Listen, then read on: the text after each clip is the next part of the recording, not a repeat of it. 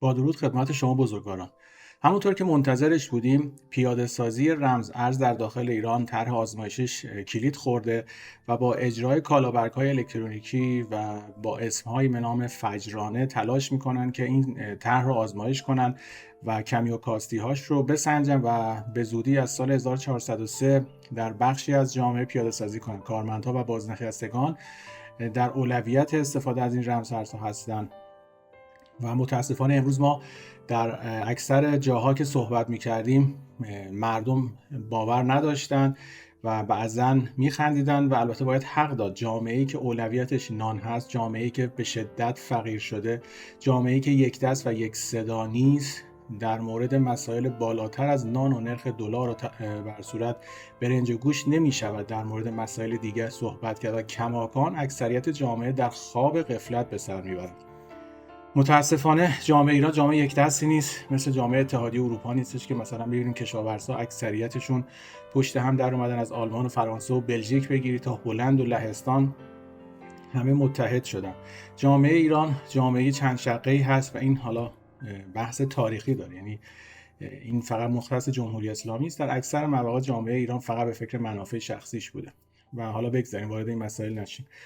به هر صورت ما منتظر اجراسازی سند 20 بودیم و دیدیم که امروز در این مورد هم عملا سخنگوی دولت اومد صحبت کرد و عملا از طرح رمز ارزها به زبان دیگر پرده برداشت. به این خبر نگاه بکنید.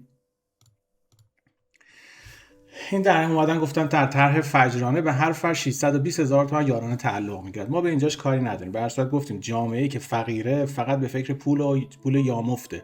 پول یامفت بهش بده و هر بنده اون پول میشه. یعنی این معضلی هستش که در جامعه ما به وجود اومده و مهمترین قسمت قضیه اینجاست. حالا گفته سخنگوی دولت گفته 620,000 تومان یارانه میده.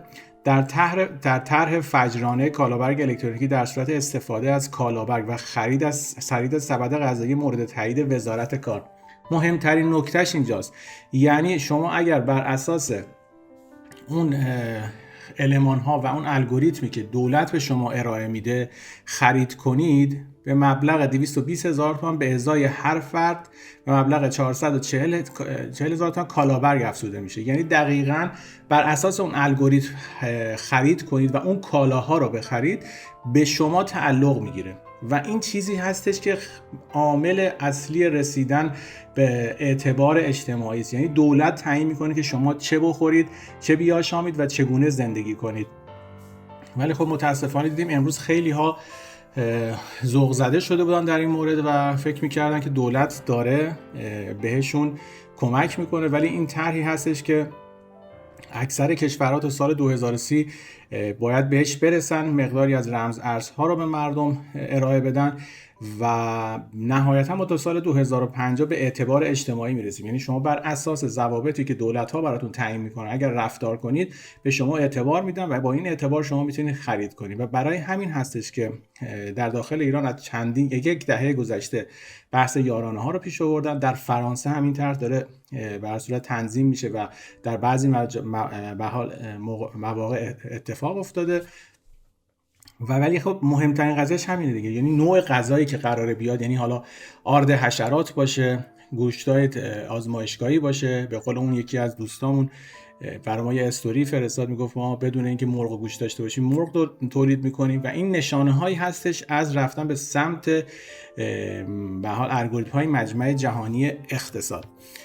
این رو خواستم براتون به اشتراک بذارم، لطفاً اطلاع رسانی کنید، اسیر این چند صد هزار تومان نشوید و این کالاها رو نگیرید و این رو ما همیشه دنبال راهکار هستن. خیلی از مسائل رو میشه به عنوان راهکار استفاده کرد ولی خب متاسفانه کسی باور نداره و فکر میکنن هر چیزی که دولت به عنوان مفتی داره بهشون میده باید بکنن و این یک سلسله الگوریتمی هستش که نهایتا با اعتبار اجتماعی به شما غذاهای آزمایشگاهی، غذاهایی که به هر صورت مسموم شده به وسیله دولت‌ها به شما ارائه میدن و شما رو در یک چرخه سیستم ایمنی بدنتون تضعیف میشه و نهایتا شما همون اعتبار اجتماعی رو باید خزین در یک دایره قرار میگیرید که به واسطه استفاده از اون غذاها باید محتاج دکتر و دارو و درمان بشین و هر روز کیفیت زندگیتون پایین بیاد.